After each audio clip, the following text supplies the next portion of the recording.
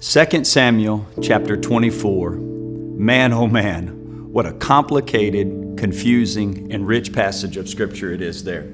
It begins to tell a story about one of our favorite characters of the Bible, King David. But it's now nearing the end of King David's life, and as King David is literally lying on his deathbed, looking down the hallways of time, knowing that a transition is about to occur, both for him as a man and for the nation of Israel as a kingdom, he sends out his commanders to go and number the armies of Israel.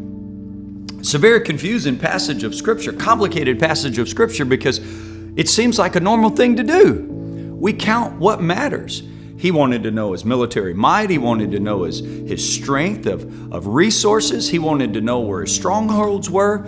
Seems very natural to want to know those things and to have that information. Then the next thing we read is God begins to break out in judgment, not only against David, but he begins to break out in judgment against the nation. If you're anything like me, that leaves me scratching my head like, God, what did David do? Well, all of a sudden, there in that passage in 2 Samuel 24, a prophet comes and he says, here's the deal. Basically, David, God has said, you've moved your trust to numbers. You've moved your faith to military might.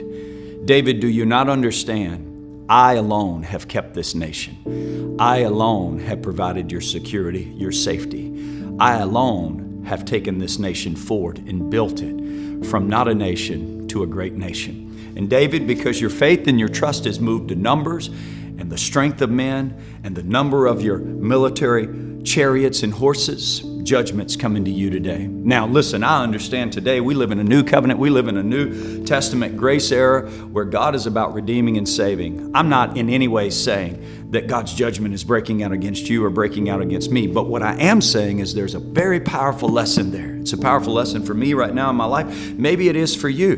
Maybe you've mistakenly begun to put your trust in the number of the bank account. Maybe you've begun to mistakenly put your trust in what you have in a 401k or what you have in cryptocurrency or what you have in the stock market or what you have in your 401k or your retirement. I want to tell you today, my friends, it's God who's given you everything that you have. It's God that's blessed you, walked you along this road, and your faith has to remain anchored and strong in Him. He started you on this journey. He's going to finish you on this journey. Don't make the mistake of David and begin to trust in numbers. Put your trust in your faith in God. He's going to see you through. Hey, thanks so much for watching. I trust you were inspired. Don't forget to subscribe to our YouTube channel and also click the notification bell. That way you don't miss a single upload of content that we put your way. Also, for those of you wishing to further support the ministry of Oaks Church, you'll find a giving link in the description of this video, and you can also visit our website, oakschurch.cc. Click the Give tab. It's your giving that makes this ministry possible. We thank you so much for it, and we look forward to connecting with you soon.